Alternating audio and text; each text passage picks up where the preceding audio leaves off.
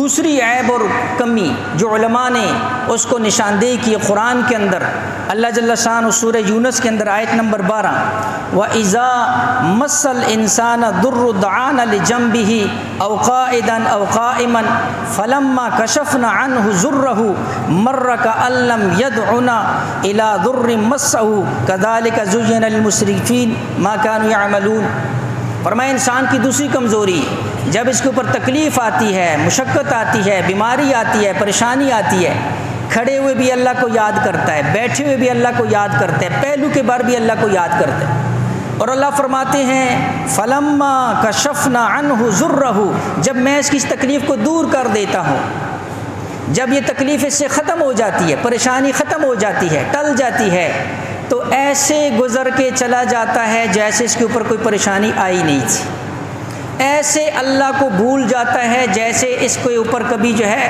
اللہ نے اس کی کوئی تکلیف پریشانی دور ہی نہیں کی تھی۔ یہ بھی انسان کے اندر نقص اور عیب ہے، یہ پریشانی کے اندر تو یاد کرتا ہے، خوشحالی کے اندر پھر اللہ کو بھول جاتا ہے۔ لہٰذا اس کے اندر بھی یہ بھی جو ہے نا جی انسان کی کمی کوتاہی، اور اس کے اندر بھی جو ہے کیا کہ اللہ جل شانہ کو ہم جس طرح پریشانی کے اندر،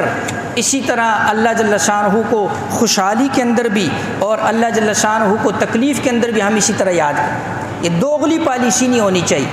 کہ پریشانی کے وقت تو اللہ اللہ کرتے ہیں، اور جب خوشحالی آتی ہے پھر کہتے ہیں یہ تو میری اپنی کمائی تھی، پھر کہتے ہیں یہ تو میرا اپنا کیا درا ہے، یہ تو میرا اپنا کاروبار ہے، یہ تو میرا اپنا ذہن تھا، یہ تو میرا اپنا علم تھا، یہ تو میرا اپنا مشورہ تھا۔ اور کبھی کہتے ہیں ایک ہی تو بیٹا ہے، کبھی کہتے ہیں آخری بیٹی کی تو شادی ہے، کبھی کہتے ہیں اس کے اندر دل کھول کر کہتے ہیں میرا مال ہے، میری مرضی جہاں پر اس کو خرچ کروں۔ لہٰذا یہ چیزیں پھر جب اللہ جل شانہ کو اس قسم کے الفاظ، یہ اللہ جل شانہ کی جب پکڑ آتی ہے پھر بڑی سخت ہوتی ہے۔